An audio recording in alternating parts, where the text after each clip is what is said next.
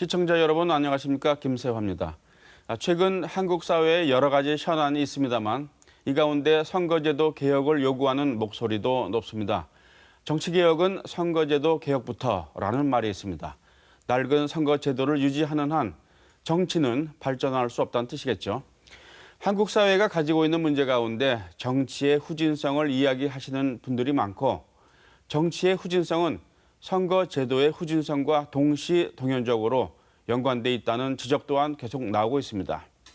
선거제도가 가지고 있는 가장 큰 문제는 국민을 위한 제도가 아니라는 점 같습니다. 시사톡톡 오늘은 국민을 위한 선거제도에 대해서 토론합니다. 오늘 패널들 소개해드리겠습니다. 이소영 대구대 국제관계학과 교수 나오셨습니다. 네, 반갑습니다. 네, 어서 오십시오. 네. 장우영 대구 가톨릭대 정치외교학과 교수 나오셨습니다. 안녕하세요. 네, 반갑습니다. 오늘 토론 주제는 선거제도 개혁입니다. 먼저 지금 한국 사회에서 선거제도 개혁을 추진해야 하는 이유 무엇이라고 생각하십니까? 이 교수님부터 말씀해 주시죠. 네, 우리가 2017년 겨울부터 커다란 사회적인 정치적인 변화를 겪어왔습니다. 네. 그 변화의 움직임은 이제는 좀 바꾸자라는 거겠죠. 제일 큰 거는 그래서 개혁의 움직임이 상당히 있고 특히 이제 국민들은 민주주의가 이제는 더 이상 정체돼서는 안 되겠다. 좀 더 발전해야 된다라는 그런 이제 바람을 크게 가지고 있습니다. 네. 그 일환으로서 이제 들여다 보니까 우리가 정말 개혁해야 되는 것이 선거제도구나. 왜냐하면은 우리 선거제도가 국민의 의사를 그대로 반영하는 선거제도가 아니라 예를 들어서 국회의원 선거제도 같으면 승자 독식을 하는 그래서 1등만 되고 나머지를 지지한 국민의 의사는 다 사장되어 버리는 그런 선거제도라는 거죠. 그래서 민주주의가 진실로 국민의 뜻에 따른 이제 국민이 주인인 그런 제도가 되기 위해서는 민의 유권자의 의사가 그대로 반영되어서 기득권 위주의 선거제도가 아닌 승자 독식의 선거제도가 아닌 좀 더 발전된 민주주의의 모양을 띠고 있어야겠다라고 하는데 상당한 동의가 이루어지고 있는 것 같습니다. 우리 한국 사회도 대의민주주의를 운영하고 있는데요. 네. 그 대의민주주의의 핵심이 역시 그래도 선거라고 할 수가 있겠고요.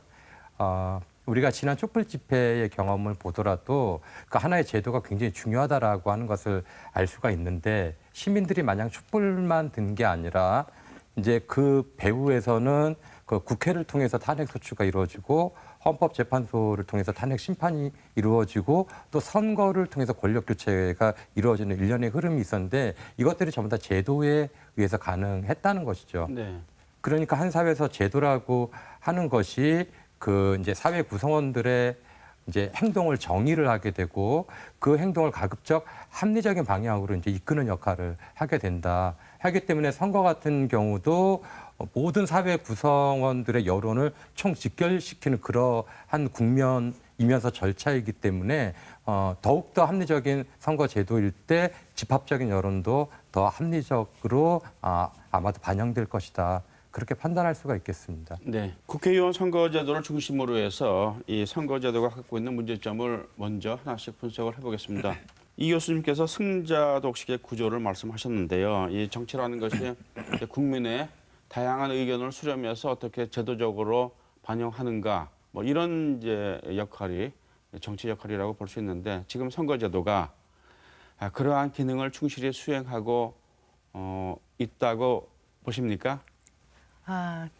사실 이제 그렇지 않다는 의견들이 많기 때문에 우리가 이제 선거제도 개혁을 이야기를 하고 있는데요. 네. 특히 우리 이제 소선거구제 한 지역구에서 한 명만 1등만 당선되는 그런 선거제도 하에서는 1등이 뭐 30%를 받아도 1등이 당선되고 뭐 예를 들어서 30%를 받았단 말은 나머지 지역민의 70%가 그 후보자를 지지하지 않았다는 얘기인데도 그 30%만 받고도 그 지역구를 대표하는 100%를 대표해버리는 그런 이제 형상을 띠고 있습니다. 그러면서 조금 덜 받은 후보 그리고 소수 정당 후보라든지 또는 그 주된 세력이 아닌 사람들을 지지하는 사람들의 의견은 전부 다 이제 사장이 되어버리는 그런 형태이죠. 그래서 우리 지금 제도가 사실 국민의 의사를 그대로 대표하기에는 무리가 있다. 그래서 이 승자 독식 구도를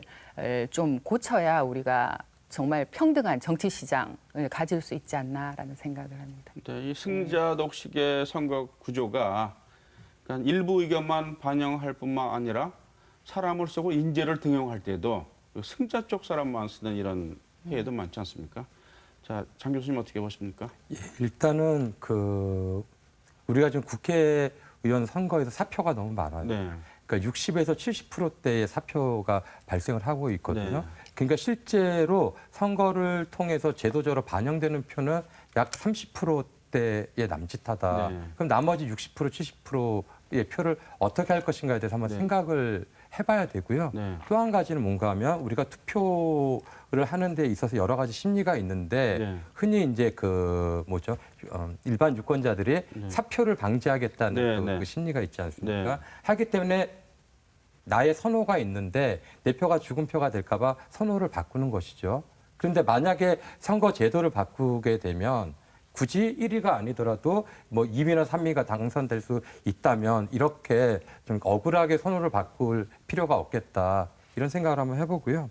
이제 그 다음에 또 큰 문제가 우리 지금 국회 구성을 보면 지역구하고 비례대표가 약 5대1로 구성되어 네. 있어요. 하기 때문에 비례대표는 정말 비례와 직능의 역할을 하지 못하고 지역구의 네. 장식물 역할을 한다는 것이죠. 네. 그러니까 국회 내 계급을 이루고 네. 있는 거예요. 이런 문제점들도 우리가 타파를 해야 될 것 같고 또 그리고 이게 이제 소선거구제가 뭐 당연히 이제 1, 2위 정당한테 유리하죠. 이렇기 때문에 1, 2위 정당 외에 다른 이제 군소 정당이나 신진 정치 세력들을 제도적으로 배제하는데 또 좀 안 좋은 역할을 한다라고 하는 것이죠. 그래서 이렇게 좀 종합적인 면들을 우리가 타파할 필요가 있겠다.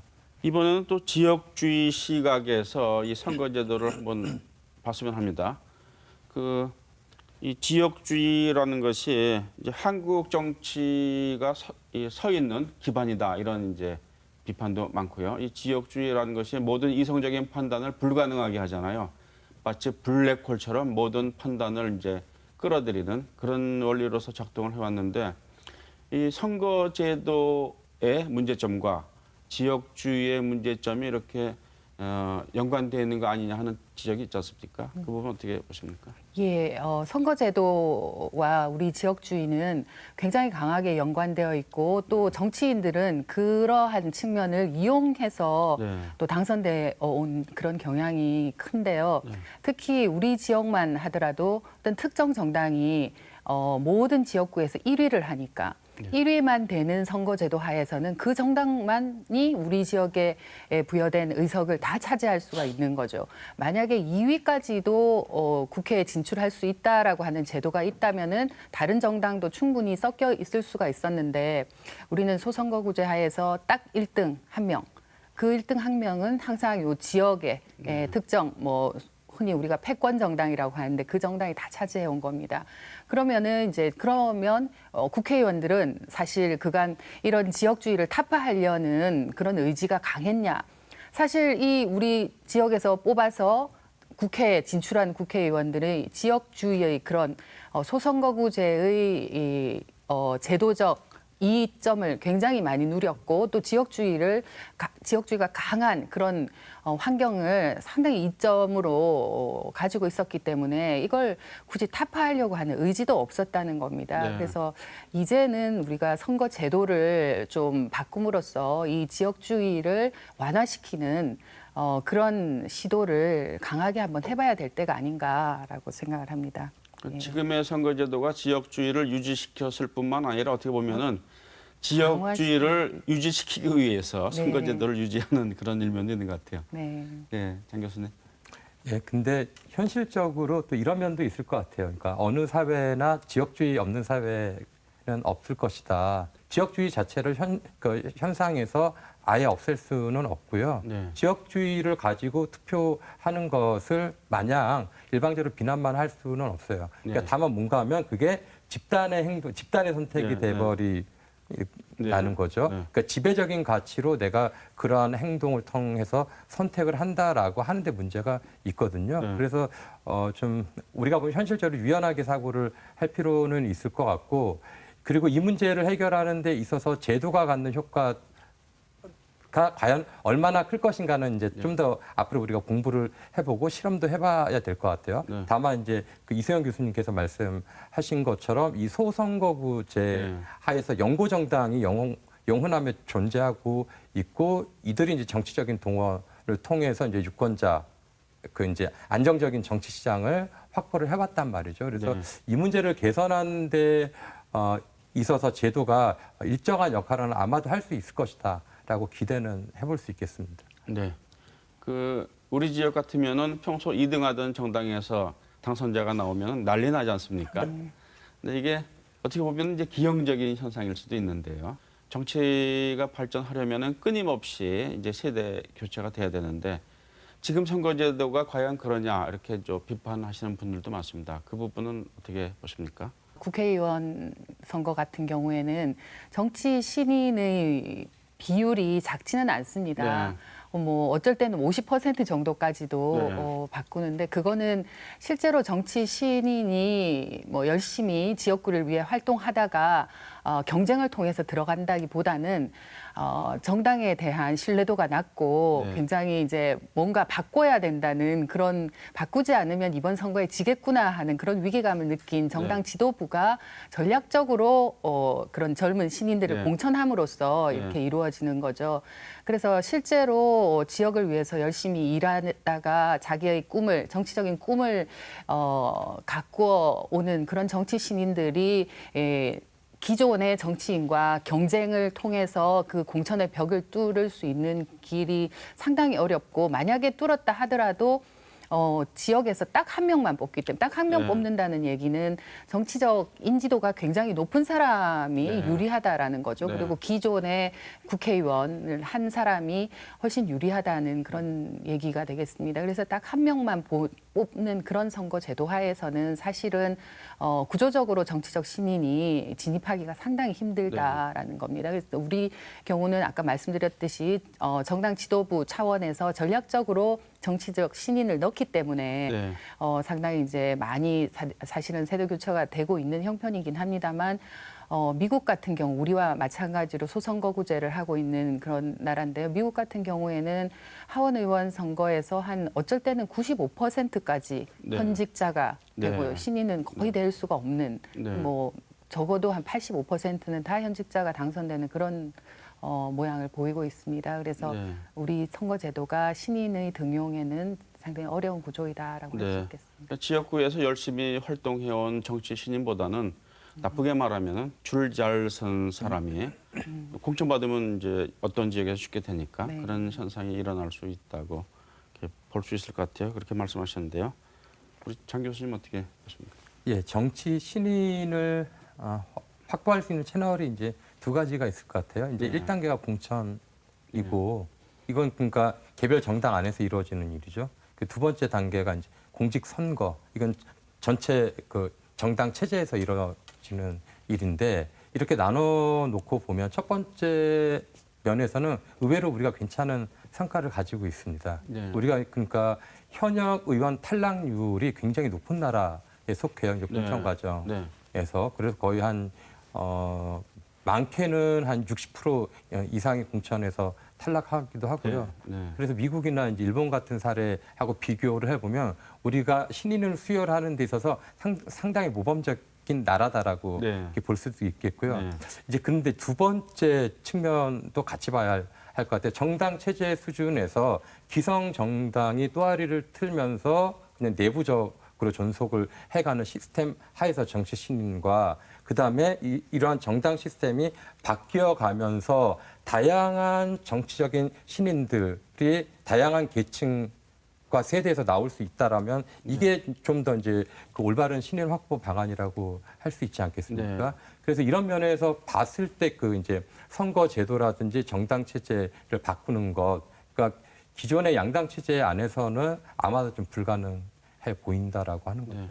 그래서 이 선거제도가 지녀야 할 어떤 조건, 내용, 선거제도의 미덕은 무엇이라고 정리하실 수 있겠습니까? 굉장히 쉽게 한마디로 네. 얘기를 할 수가 있을 것 같아요. 민의를 반영할 수 있는 그런 선거 제도여야 된다는 네. 거죠. 유권자가 어떤 A 후보를 50% 유권자가 좋아하고 B 후보는 40%가 좋아하고 C 후보는 30%가 틀린가요? 좋아한다면은 그 민의를 제대로 선거 제도가 수렴해 낼 수 있어야 된다는 거죠. 그래서 우리가 흔히 말하는 어떤 대표성의 문제, 그다음에 비례성을 확보할 수 있는 그래서 좀 더 민주적인 선거가 되어야 된다라고 민주주의의 그 기본 가치를 실현하는 선거가 되어야 된다라는 거고 또 하나는 선거를 통해서 인물을 뽑았습니다. 우리 대표자를 뽑았으면 그 대표자가 책임을 지게 하는 책임성을 네. 가지게 하는 선거가 되어야 된다는 네. 거죠. 대표자가 뽑고 그다음에는 마음대로 할 수 있게 놔두는 그런 선거가 아닌 네. 그래서 이 선거 제도를 통해서 선거를 통해서 다음에 제대로 심판할 수 있는 그런 선거 제도를 만들어야 될 거고 그다음에 또 뭐 한편에서는 조금 더 효율적으로 우리가 그 인물을 좋은 인물을 뽑을 수 있는 그런 효율성도 지닌 선거 제도가 되어야 되지 않을까라고 생각을 합니다. 네. 예. 과거에는 이제 1인 1표를 주창하던 시대가 네, 있었잖아요. 그러니까 지금 이제 1표 1가치 시대인 거예요. 그러니까 나의 표가 동등하게 표의 가치로 환원되어야 한다. 네. 그럼 기본적으로 사표 발생률이 적어야 한다는 게 네. 대전제인 겁니다. 그래서 네. 여기에서부터 출발을 해야 될 것 같고요. 물론 모든 제도가 모든 순기능을 다 충족시킬 수는 없어요. 그러니까 어차피 약점들은 가지고 돼 있는데 우리가 대전제로 합의해야 될 게 무엇인가라고 봤을 때는 일단 유권자 입장에서 1표 1가치다라고 네.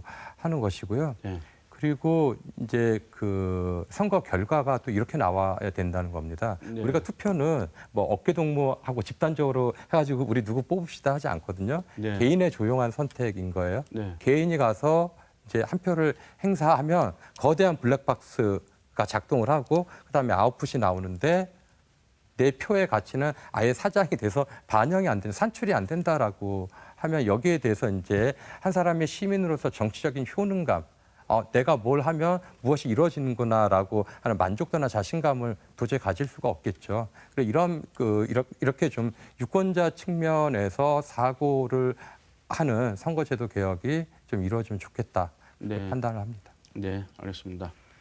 지금까지 선거제도의 문제점을 분석을 했는데요. 그렇다면 선거제도를 어떻게 개혁할 것인가에 대해서 이제 본격적으로 토론을 해보도록 하겠습니다. 몇 가지 쟁점으로 나눠서 제가 질문을 드리겠습니다. 지금 시기가 선거제도 개혁할 수 있는 적기다라는 이런 목소리가 많이 나오고 있거든요. 왜 그렇게 그런 목소리가 나오는지 그리고 또 교수님들은 어떻게 생각하시는지 말씀을 해주시죠. 이번에는 장 교수님부터 말씀을 해주세요.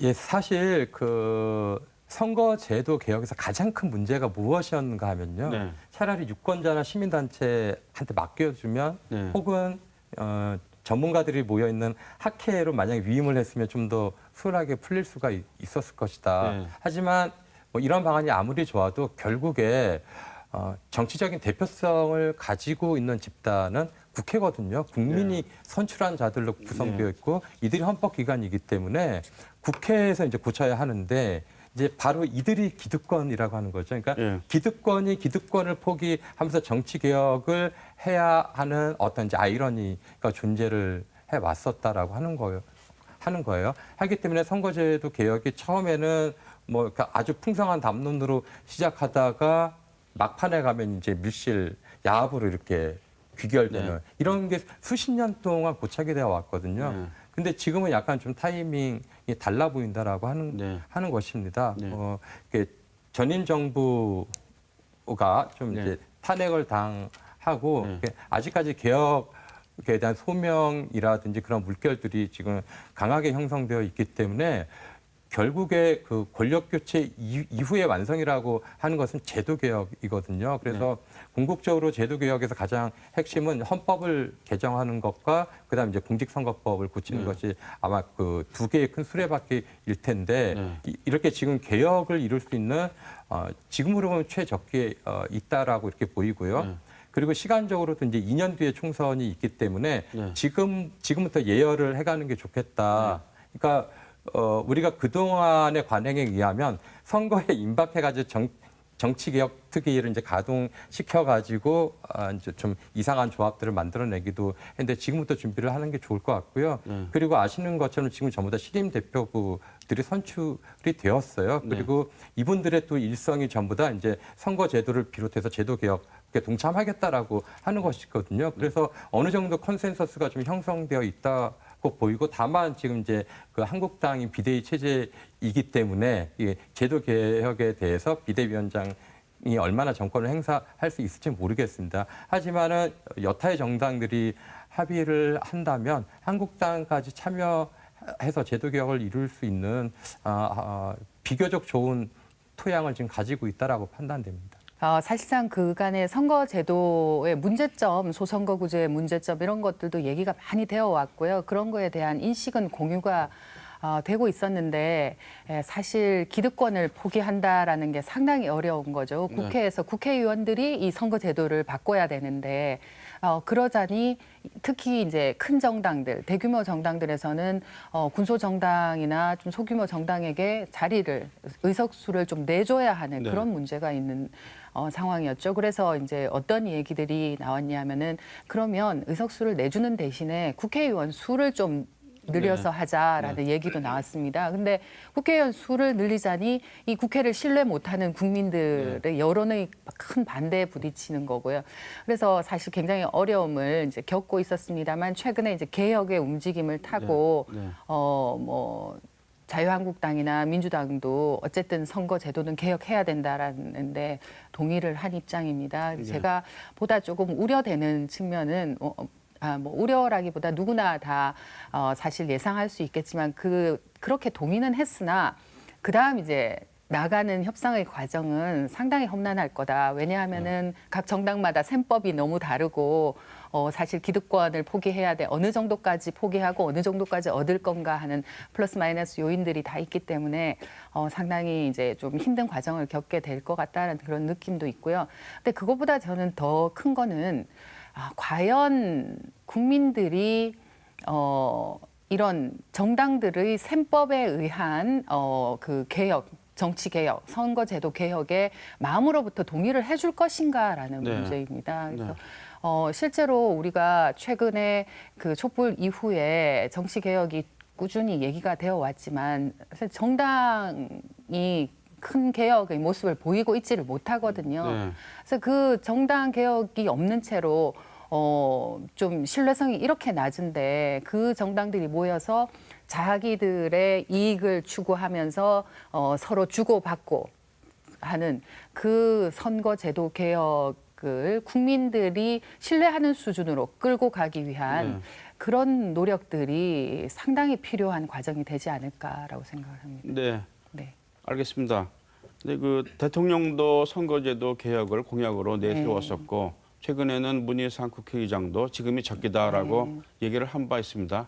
근데 이제 한 가지 더 질문 드리자면은 대체로 이제 그런 분위기는 무르익고 있다라는 것은 이제 모두가 알고 있는데 두 분 다 말씀하셨지 않습니까? 이제 기득권을 포기하지 않으려는 그런 정치인들이 왜 이렇게 요즘 선거법 개혁의 목소리를 높이는가? 손학규 대표도 그랬고, 저 평화당의 정동영 대표도 이제 그러고 있고, 왜 이렇게 이제 그 소수 야당에서 선거 제도를 개혁하자고 주장하는 것입니까?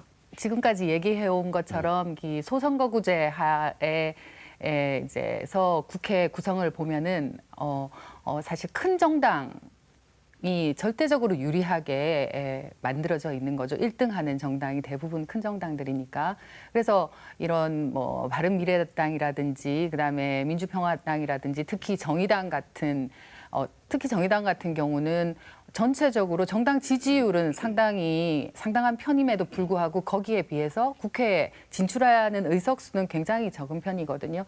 그래서 이제 그런 것들이 불리하게 작용하는 측면도 있다라는 것과 어떤 민주주의적 원칙에 어긋나는 표의 등가성이나 비례성에 어긋나는 이런 제도를 고쳐보자라는 그런 목소리가 같이 합쳐진 거죠.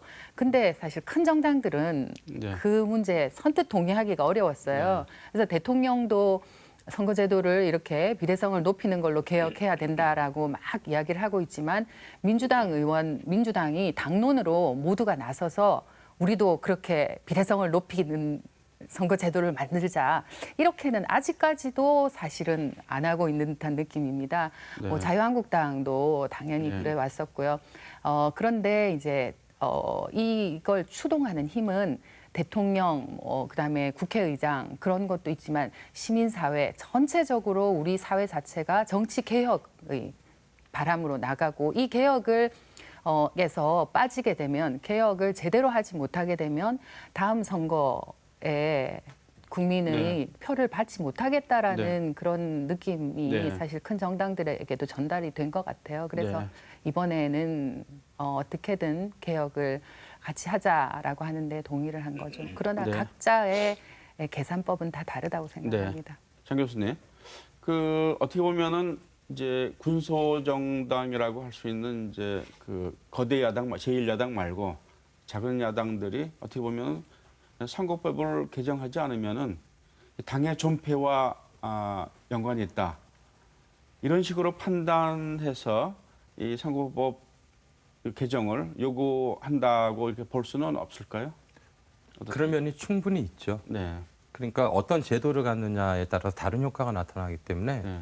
예를 들어서 20대 총선에서 연동형 비례대표제를 뭐 시행을 했다. 네. 그리고 비례대표 의석을 지금보다 약 뭐 한 2배 정도 해서 만들어 놨다 그러면 아마도 바른미래당이 지금 굳건한 3당 체제를 형성하고 있을 거예요. 네. 그리고 그런 면들도 있겠고 지금까지 보면 그 이제 한국 사회에서 군소정당이 제도권에 진입을 하는 것은요 지역구를 통한 효과보다는 비례대표 효과가 더 크게 나타났어요. 그러니까 네. 특히 진보 정당은 더 그랬고요. 네. 그리고 지역구에 의존을 하게 되면 오래가지 못해요. 그 군소 정당들이. 네. 그래서 정당 수명하고도 연관이 되어 있고 그리고 이제 우리 지금 정당 체제 그러니까 국회 시스템이 구조적으로 문제점이 있는 게 지역구 국회이거든요. 지역구에 플러스 이제 일부 비례대표로 이루어진 국회인데 이거는 전통적으로 민주주의 국가에서 구성되어 있는 국회 형태로 봤을 때는 상당히 이질적인 측면이죠. 네. 자, 그러면 이 선거제도를 어떻게 개혁해야 하느냐 이 문제에 있어서 이제 우리 교수님들도 여러 번 말씀하셨지만 일단 소선거구제부터 좀 바꿔야 된다. 다양성을 확보하려면요. 중선거구제가 2인에서 뭐 보통 4인까지의 중선거구제로 이제 바꿔야 된다라는 주장이 많습니다. 교수님 이 중선거구제로의 전환 어떻게 생각하시는지 좀 말씀을 해주시죠. 예, 지금 중선거구제는 그러니까 소선거구제가 이제 선거구를 작게 쪼개서 한 명만 선출하는 것이지 네. 않습니까? 네. 중선거구제는 이제 2인 이상 보통 네. 딱 뭐 이렇게 그 한정된 수는 없지만 보통 2에서 한 4인 정도고요. 네. 우리 공직선거에서 보면 지방선거에서 기초의원들을 뽑을 때 2, 3, 4인 선거구제 하고 있거든요. 그게 바로 전형적인 네. 중선거구제라고 할 수가 있겠고 그리고 이제 우리 선거사에서도 시행된 예가 있어요. 아, 네. 5공화국 때 네. 보면은 이제 국회의원 선거에서 중선거구제를 도입한 이런 사례가 있고요. 네. 좀 일시적이긴 했지만 네. 그래서 우리가 이제 사실 중선거구제 효과가 우리 역사에 경험적으로 이렇다라고 일반화하기는 상당히 어려운 측면이 있습니다. 실험의 기간이 네. 너무 짧았기 때문에 네. 다만 교과서적으로 이야기를 하자면 아무래도 이제 뭐 1위부터 한 3위 정도까지 당선이 되기 때문에 네. 그러니까 사표가 현격하게 줄어든다. 네. 그렇기 때문에 유권자의 표의 가치가 좀 더 소선거구제보다 훨씬 월등히 높게 반영된다라고 네. 할 수가 있겠고요. 네. 그리고 그 선거구 안에서 특정 정당 소속 후보만 당선되는 게 아니라 아무래도 경우의 수가 군소정당 후보들도 당선될 가능성이 네. 상당히 높아지죠. 네. 그렇기 때문에 지역구의 색채도 상당히 좀 유연해지고 컬러풀하게 구성될 수 있을 네. 것이다. 이렇게 되면 아무래도 민의가 다양하게 반영될 수 네. 있지 않을까라고 네. 하는 기대를 할 네. 수가 있겠습니다. 이제 소선거구제의 문제점을 많이 얘기를 했었는데요. 네. 실제 조금 더 자세히 말하면 소선거구제가 아니라 소선거구제 단순 다수 대표제인 네. 거죠. 네. 딱 한 명만 네. 당선되는 거. 그래서 선거구가 작더라도 거기서 비례성을 높일 수 있는 방법은 이제 다양하게 있는데요. 그런 측면에서 사실 이제 중선거구제는 사실 좀 전에 말씀하신 것처럼 승자 독식 구도라든지 네. 또 그래서 지역주의 문제라든지 이런 걸 타파하는 데 있어서 상당히 도움이 될 거라고 생각을 합니다.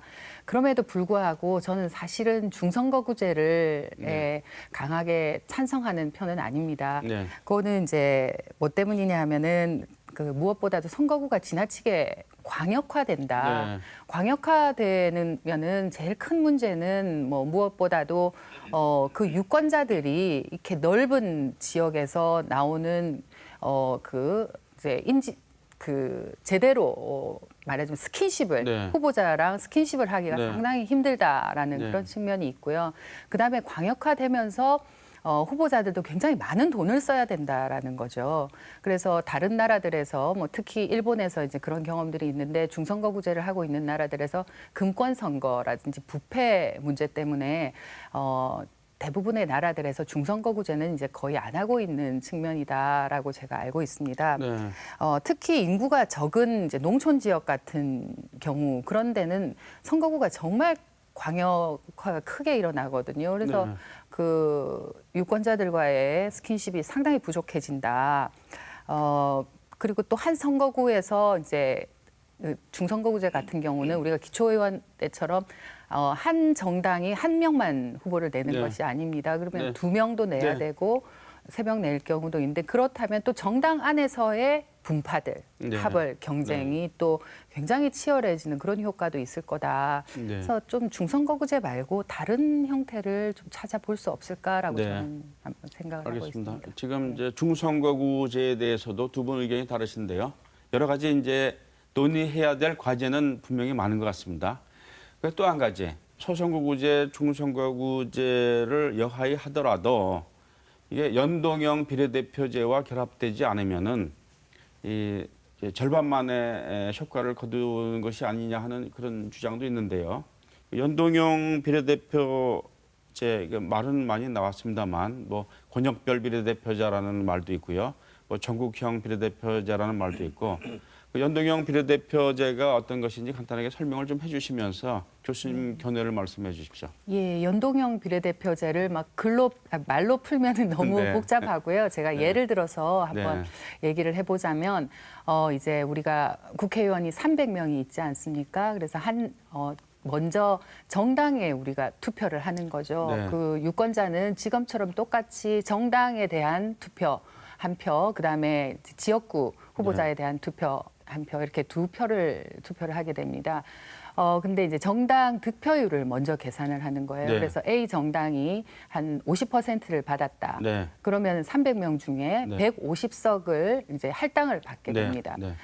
그래서 그 할당 받은 150석을 가지고 지역구를 먼저 네. 이제 계산을 해봅니다. 그래서 지역구에서 한 120석이 당선이 됐다. 네. 그러면 150에서 120을 뺀 30석을 비례대표로 주는 네. 거죠. 그래서 이제 150석을 채우는 겁니다. 네. 그래서 비정당이 한 30% 받았다. 그러면은 90석을 네. 그렇게 지역구와 비례대표로 채우게 네. 되는 거죠. 그래서 네. 모든 정당이 받은 만큼 네. 그 의석수를 가지게 네. 되기 때문에 그러면 민의를 그대로 좀 반영하는 형태가 되지 않을까라고 하는 겁니다. 그래서 네. 전국적 단위에서 그렇게 300석을 다 할 수도 있고 또는 권역별로 나누어서 뭐 서울 뭐 네. 예를 들어 서울 뭐 70석 네. 이렇게 해서 뭐 또 어디 대구 네. 몇 석 네. 이렇게 나누어서 그렇게 계산을 하는 걸 우리가 권역별 네. 연동형 비례대표제라고 네. 합니다. 다시 말하자면 지역구 의석과 비례대표 의석을 같이 연동해서 네. 전체 의석을 비례대로 하는 거죠. 네. 네. 세부적으로 들어가면 굉장히 복잡할 것 네. 같은데요. 네, 그런 연동형 비례대표제에 대해서 교수님은 어떤 견해를 갖고 계십니까? 예, 저는 일단 표심과 의석수가 일치한다라는 네. 측면에서는 이제 상당히 지지를 하는 편입니다. 네. 이제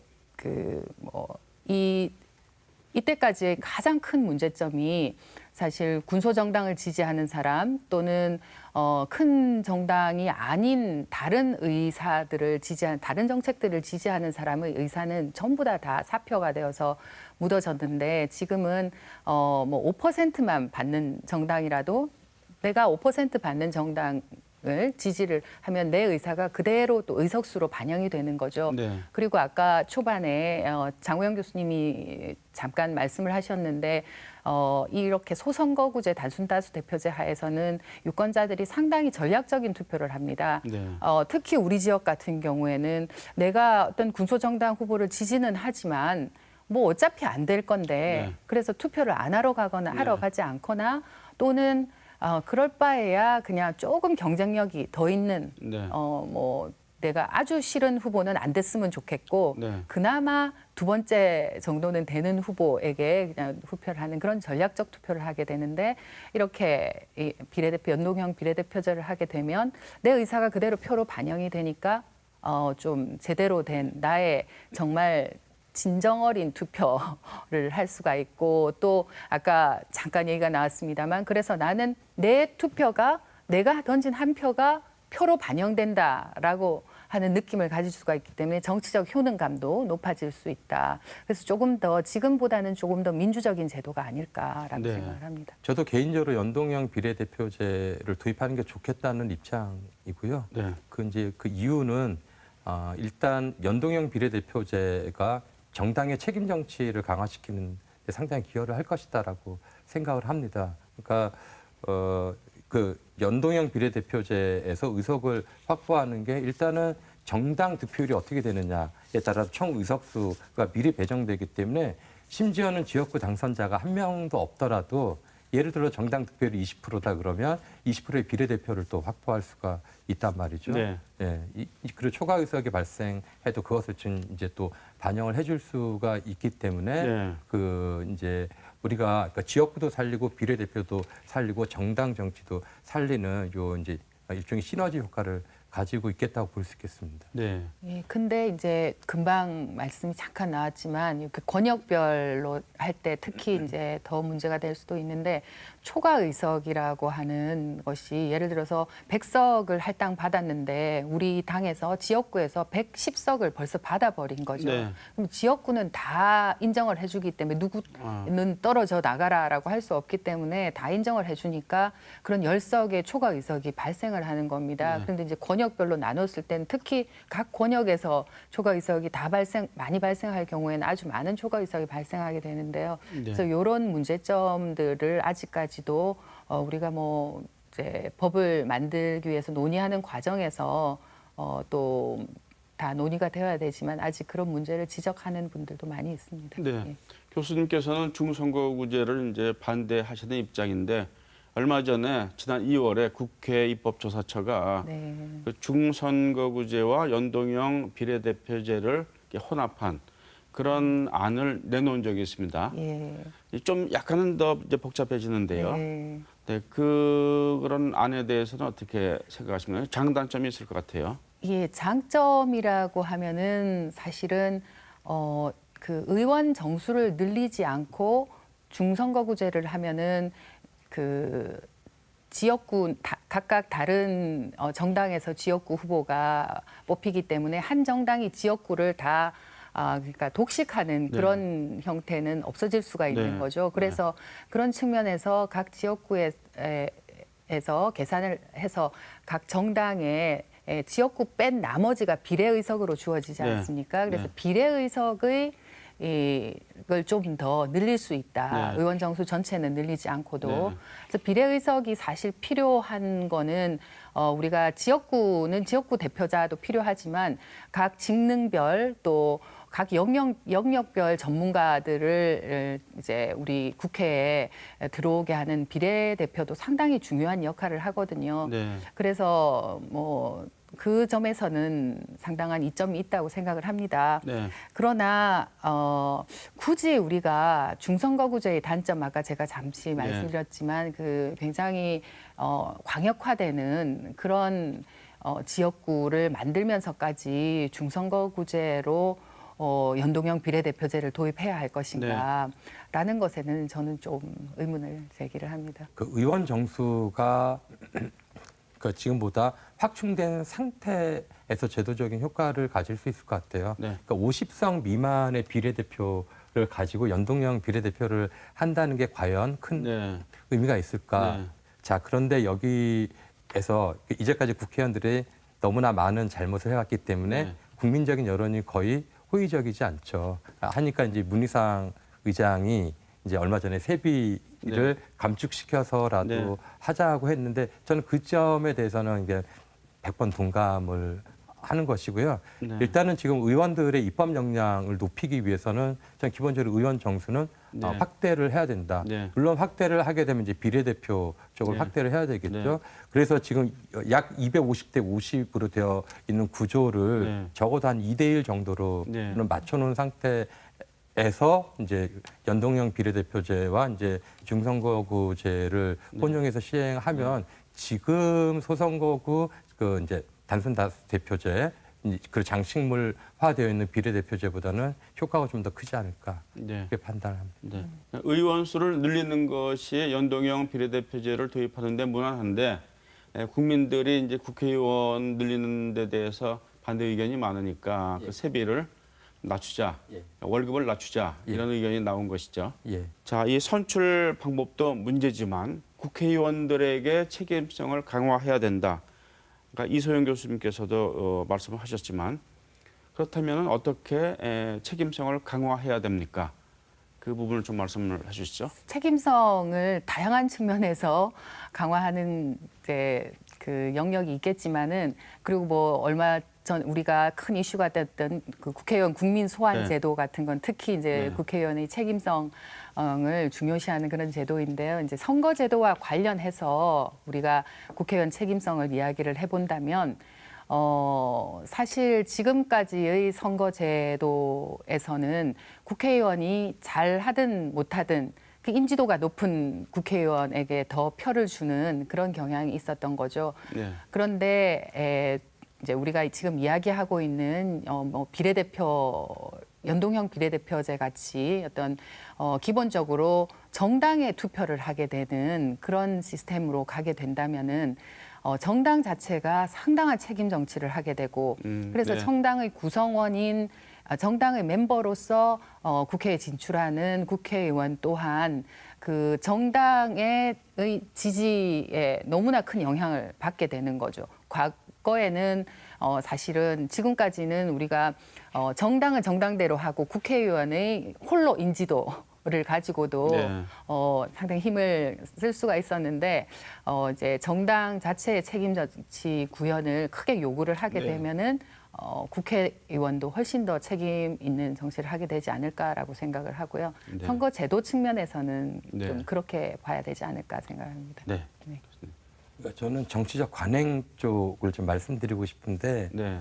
일단 의원으로 당선이 됐어요. 그러니까 입법부의 멤버인 거죠. 네. 그런데 이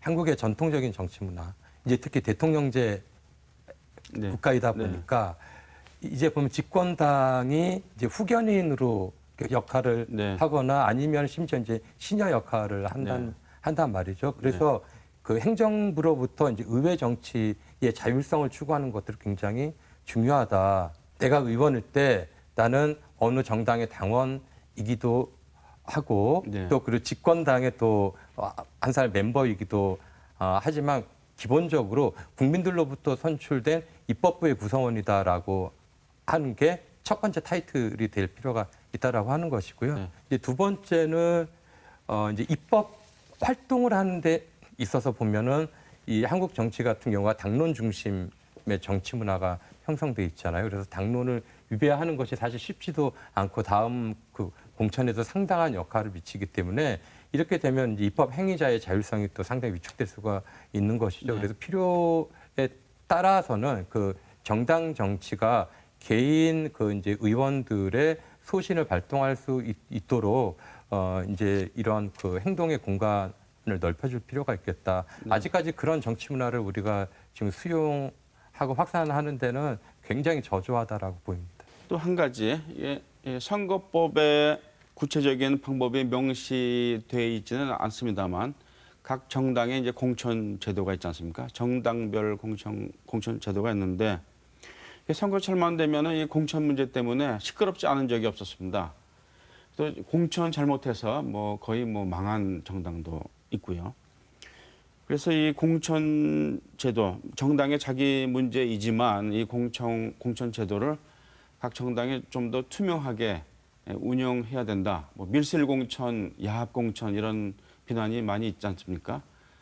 이제 선거법 그 부분은 아니지만은 어떻게 운영을 이제 해야 되는지 뭐 정답은 나와 있는 것도 같습니다만 안 된단 말이에요. 어떻게 해야 되겠습니까? 저희들이 이제 뭐 학회에서 발표를 하거나 논문을 쓰거나 혹은 이제 국회 가서 그런 이야기를 하더라도 사실 이 문제가 제일 안 들려요. 정당의 네. 입장에서는. 왜 그런가 하면 공천은 이기기 위한 과정이거든요. 네. 그렇기 때문에 우리는 초반에 이러한 전략대로 간다라고 딱 이렇게 세팅을 해가지고 노출을 시켜요. 네. 그러면 이미 절반은 어떻게 되는 겁니까? 패하는 결과 내가 가질 수 있는 지략이 노출되거든요. 네. 그래서 현실적으로 이런 문제는 지금 작동을 하고 있는데 그럼에도 불구하고 고쳐야 될 부분이 있다. 그러니까 아마 공천 문제로 한국 사회에서 시비가 없어질 날은 앞으로도 없을 것 같습니다만 보면 크게 두 가지 문제인 것 같아요. 그러니까 첫 번째는 이제 공천 룰이거든요. 네. 그러니까 이제 내가 공직 후보가 되기 위해서 어떤 행동과 전략을 펼쳐야 되는데 공천 룰이 사전에 세팅이 돼가지고 공정하게 제시되는 게 아니라 내가 이미 지금 행동을 취하고 있는 국면에서 공천 룰이 쑥 밀고 들어오죠. 하기 때문에 유불리 문제가 이제 항상 나오게 되어 있고요. 그래서 공천 룰을 사전에 제도화하는 것도 우리가 상식이거든요. 그 어떤 경기를 하는데 게임의 규칙을 알고 해야 되는데 게임의 규칙이 내가 훈련 다 끝난 다음에 제시되면은 억울할 짝이 없는 것이죠. 그게 상식의 문제이고요. 그리고 두 번째는 전략 공천의 문제가 있어요. 그러니까 네. 전략 공천도 이렇게 보면 굉장히 불가피한 측면들이 있지 않습니까? 그래서 각 정당의 당원을 보면 전략 공천을 그냥 할 수도 있다 해서 최소화를 시키는데 아마 없앨 수는 없을 것 같아요. 네. 예, 하기 때문에 그 최소화를 어떤 식으로 규정을 하느냐 좀 더 디테일하게 규정을 해서 뭐 전체 무슨 뭐죠 선거에서의 뭐 허용될 수 있는 전략 공천의 횟수라든지 이런 것들을 좀 더 명시적으로 만들 필요가 있을 것 같아요. 네. 사실 공천이라는 것이 우리 당에서 이 사람을 공개적으로 청구한다 이런 의미 아니겠습니까? 그러니까 뽑아주세요 이런 건데 외국에서는 중앙당에서 공천 잘 안 하지 않습니까? 그 당원들이 뽑아서 이렇게 청구하는 거 아닙니까? 그런 부분은 어떻게 보십니까? 예, 이제 뭐 과거 우리가 밀실 공천이라고 하던 시대보다는 훨씬 그래도 조금 공정한 방식으로 공천을 하는 단계로 넘어와 있는 건 사실입니다. 네. 그렇지만 이제 선거 때마다 이 공천이 얼마나 공정한가라는 게 늘 문제가 되고 뭐 특히 말씀하셨지만 전략 공천 같은 게 내가 지금까지 이 지역구를 굉장히 열심히 지역구에서 활동해 왔는데 갑자기 어느 순간 선거 며칠 얼마 안 앞두고 사람이 후보자가 바뀌어 버리고 하는 그런 형태는 사실 정치 신인들한테의 동기를 굉장히 이제 좌절시키는 그런 모습을 보이는 거죠. 그래서 또 전략 공천뿐만이 아니라 공천 룰이 만들어지고 나서도 사실은 공천 룰이 공정하게 적용되지 않는 측면들도 있습니다. 네. 지역에서 중앙당 지도부들이 원하는 사람이 될 때까지 또 막 받고 그런 건 특히 지방선거 공천에서 많이 나타나는데요. 그래서 기본적으로 이 공천 지금 이제 각 그 시민사회나 이런 데서 얘기를 하는 거는 공천 방식을 제도화하자. 말하자면 법으로 만들어서 네. 똑같은 시기에 전체가 같이 이렇게 상향식 공천을 하도록 하자. 유권자가 참여하는 네. 방식이든 이제 아니면 정당 당원들과 대의원만 참여하는 방식이든 그 제도화를 시켜서 조금 더 이렇게 확실하게 공개적이고 또 더 공정한 공천으로 가게 하자라는 의견들이 나옵니다. 근데 거기에는 또 여러 가지 제도화시키는 과정에는 아직까지는 조금 또 갈 길 먼 여러 가지 이슈들이 있다고 생각을 하고요. 어쨌거나 이 공천이 제대로 되는 그 순간부터 국민들이 이 정당에 대해서 판단하고 또 정당에 대한 신뢰를 가질 수 있고 그건 더 나아가서 정치에 대한 신뢰와 연결이 되는 거기 때문에 공정한 공천은 굉장히 중요하다고 생각합니다. 네, 알겠습니다. 지금까지 국회의원 선거 제도를 중심으로 해서 선거제도의 문제점과 또 개혁 방법을 말씀을 해주셨는데요. 지방선거제도도 좀 짚고 넘어와야 될 것 같습니다. 그대로 이제 응용이 될 수 있을 것 같은데요. 지난 6.13 지방선거에서 가장 눈에 띄게 문제가 됐던 그 부분 가운데 하나가 그 기초의원 선거구제 말썽이 많지 않습니까?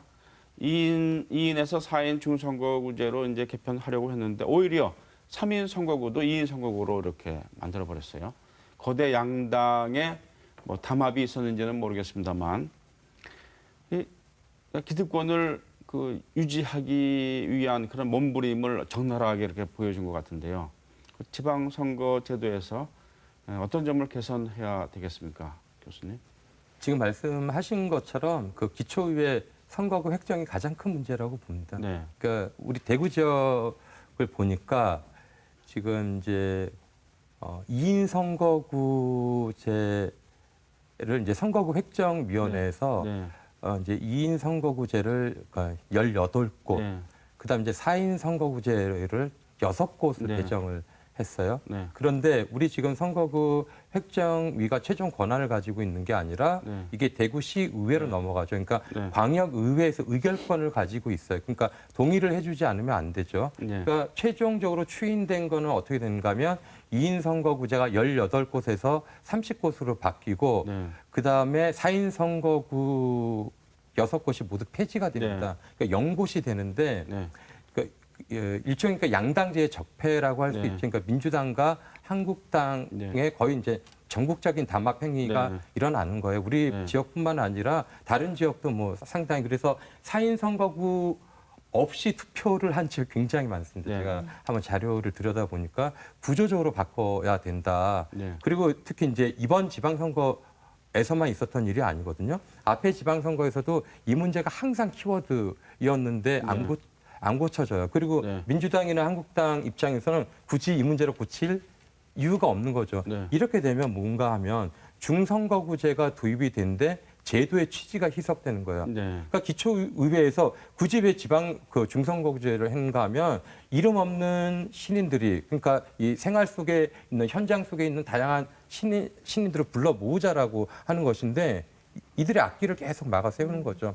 아마 국회의원 선거에서도 이 문제가 동일하게 나타날 수도 있다라고 보여요. 그러니까 네. 굳이 2인 선거구제로 가는 중선거구라면 사실 시행할 효과가 있을까 네. 이런 의문이 되고요. 네. 그래서 저는 이제 이 문제에 대해서는 이제 두 가지 제안을 좀 하고 싶습니다. 네. 그러니까 첫 번째는 선거구 획정위가 의결권을 가지도록 하자라고 하는 것입니다. 네. 오히려 중간에 이제 광역의회가 개입을 해서 추인을 하되 최종 의결권을 다시 획정위로 주자라고 하는 네. 것이고요. 네. 두 번째는 지방의회 기초 이제 그 단위 선거에서 4인 선거구제의 하한선을 그 법정 비율로 아, 제도화하자. 네. 이렇지 않으면 이 문제는 영구적으로 항구적으로 해결되지 않을 것이다. 네. 민주당이나 한국당뿐만 아니라 다른 정당이 기득권을 가지게 돼도 이들도 네. 비슷한 행위를 아마 네. 할 것이다라고 하는 것이죠. 네. 교수님. 예, 저도 이제 아무래도 선거구 획정이 제일 큰 문제라고 생각을 하고요. 뭐 광역의회도 굉장히 중요한 역할을 하지만 우리가 지방이라고 하는 것이 지금 이제 지방 분권 이야기가 본격화되고 있고 지방이라고 하는 것의 진짜 단위는 사실 기초 단위에서부터 시작을 해야 된다라고 볼 때 기초 단위의 의원들은 굉장히 중요하다라고 할 수 네. 있는 거죠. 근데 그 기초 단위에서 다양한 의견들이 수렴될 수 있는 구조를 아예 막아놓는 네. 예, 그런 형태로 중선거구제를 운영하고 있고 특히 우리가 지역에서 이제 힘을 가지는 정당이 있을 때는 같은 정당에서 2명도 나올 수 있기 때문에 그 정당에서 2인 선거구제 하에서는 2명이 다 그 정당의 후보가 당선되는 그런 사례들을 우리가 지금까지 계속 해왔습니다. 이번 유일산 지방선거는 조금 예외였지만 그래서 이 선거구 획정에 따른 정말 제대로 된 그 법제화, 제도화가 필요하다. 장호영 교수님이 상당히 좋은 제안을 해주셨는데 이제 그런 부분에 대해서 조금 더 논의를 해서 제도화를 시켜야 된다라고 생각을 하고요. 예, 그다음에 이제 광역의회 같은 데도 우리가 사실은 좀 뭐 비례라든지 여러 가지 문제가 제기가 되고 있는데 그 부분에서도 논의할 때가 되지 않았나 생각합니다. 선거 제도를 개혁하자는 목소리가 뭐 어제 오늘 얘기는 아니지 않습니까? 그런데 다 실패를 했단 말이죠. 왜 실패를 했는지 물론 이제 기득권을 가진 사람들의 그런 기득권을 놓치지 않기 위한 몸부림 이런 것도 있었습니다만 좀 더 이 문제를 좀 구체적으로 말씀해 주시고 그렇다면은 이 선거제도 개혁이 성공하려면 어떤 조건들이 필요할지 그 부분에 대해서 좀 정리를 해 주시죠. 장 교수님. 예, 아까 말씀드린 것처럼 어차피 선거제도 개혁은 입법을 통해서 해야 되기 때문에 네. 그 국회의원들을 배제한다는 건 뭐 있을 수가 없고요. 네. 국회의원들이 주축인 거죠. 네. 그러니까 이 입법 행위자들이 적극적인 입법 의지를 가지고 네. 유권자가 원하는 방향으로 입법을 하도록 해야 되는 것인데 말씀드린 것처럼 이들이 기득권이기 때문에 특히 지역구 의원일수록 더 그렇죠. 네. 그래서 지금 현실적으로 이 부분에 대해서는 저는 이제 시민들의 캠페인이 반드시 필요하다라고 생각이 듭니다. 네. 뭔가 하면 지금 좋은 아이디어는 상당히 백가쟁명식으로 네. 상당히 많이 나오고 있고요. 네. 오늘 자주 이야기한 연동형 비례대표도 이렇게 보면 권역별로 네. 나눠가지고 여러 가지 시뮬레이션도 해보고 제도적인 효과는 어떻게 뭐 될 것 같다라고 네. 하는 기대 수준도 어느 정도 나와 있어요. 그래서 지금 보면 어떤 전문가 그룹에서 담론이 생산되는 것은 좀 순탄하게 이루어지고 있고 네. 국회로도 많이 확산되고 있다. 네. 근데 지금 이제 한 가지 부족한 부분들이 어떤 이제 시민들의 네. 압박이라고 네. 하는 것이죠. 네. 우리 헌법 23조 같은 경우가 이제 국민들에게 청원의 권리를 부여하고 있습니다. 그래서 제가 봤을 때 입법부에 대해서 유권자들이 할 수 있는 가장 지금 그 헌법적인 권리라고 하는 게 이제 유권자 청원 같은 경우가 있겠는데 꼭 한 가지 답이 아니더라도 여러 가지 형태로 이제 의회에 대해서 관심을 가지고 이들을 표적화해서 청원 행위를 좀 적극적으로 하는 방안을 검토했으면 좋겠다라고 판단합니다. 네, 교수님. 예, 이제 그 성공하지 못했던 이유는 뭐 전적으로 동의를 하고요. 성공하기 위한 조건은 그러면 무엇인가? 사실 이제 입법부에서 제대로 민의를 반영할 수 있는 그런 선거 제도를 만들어야 된다라고 하는 그래서 그런 합의에 이르는 모습을 보여줘야 된다라고 하는 거는 너무 당연하고요. 그런 이제 그리고 유권자들이 국민이 인정할 수 있는 선거 제도를 만들어야 된다라는 그런 아주 원칙론적인 우리가 이야기는 할 수 있는데 제가 이제 조금 우려스러운 거는 그겁니다. 조금 전에 이제 장 교수님도 말씀하셨지만 국민의 적극적인 지원이 있어야 된다라고 하는 거죠. 그런데 지금 가만히 보면 과연 우리 국민은 지금 정치 영역에서 이루어지고 있는 그 선거 제도 개혁에 대해서 얼마나 마음 깊이 동의를 하고 시급한 과제라고 생각을 하는가라는 문제가 제기가 될 수 있습니다. 특히 이제 우리가 지금 그 연동형 비례대표제가 상당히 뭐 많이 그 시민 차원에서는 회자가 되고 있는데요. 그렇다면 연동형 비례대표제를 통해서 우리 국민이 진짜로 지금 민주당이나 큰 정당인 민주당이나 자유한국당의 의석수를 줄이고 바른미래당이나 뭐 민주평화당이나 정의당에게 그 의석을 더 주고 싶어 할 것인가라는 것도 사실은 잘 확신을 할 수가 없는 문제이죠. 제가 생각하기에는 그런 여론은 또 아닌 것 같아요. 지금은. 그래서 아직까지 이제 시작하는 단계인 만큼 국회가 어느 정도 국민을 설득하고 또 국민을 설득할 수 있는 방안을 만들 것인가. 그리고 국민들은 저 국회가 하는 거는 다 어차피 자기 밥그릇 때문에 하는 것이 아니냐라는 그런 불신을 가지고 있기 때문에 그런 불신을 넘어서는 정말 민주적이고 책임성을 강화하고 또 효율성을 강화할 수 있는 그런 제도를 만들어내는 것이 정말 필요하겠다라는 생각을 해봅니다. 알겠습니다. 좋은 말씀 감사드리겠습니다. 시간이 다 돼서요. 오늘 토론 여기서 마쳐야 될 것 같습니다. 자, 선거 제도를 개혁하는 것은 이 낙타를 바늘구멍으로 들여보내는 것보다 더 어렵다는 주장도 있습니다. 선거 제도를 개혁해야 하는 국회의원들이 이 자신의 손해를 무릅쓰고 법을 고치지는 않기 때문이라고 오늘 패널들도 말씀하셨는데요. 이처럼 곳곳에 만연해 있는 이 같은 독과점 구조를 혁파하는 것, 정치개혁에서 필수적일 것 같습니다. 촛불혁명도 그랬지만 선거제도 개혁도 결국 국민이 나서야 가능하지 않을까 하는 것이 오늘 토론의 결론 같습니다. 국민의 채찍이 선거법 개정에 이 소극적인 정치인을 겨냥한다면 국민의 뜻에 맞설 정치인이 어디 있겠습니까? 시사톡톡 오늘은 여기서 마치겠습니다. 시청자 여러분 감사합니다.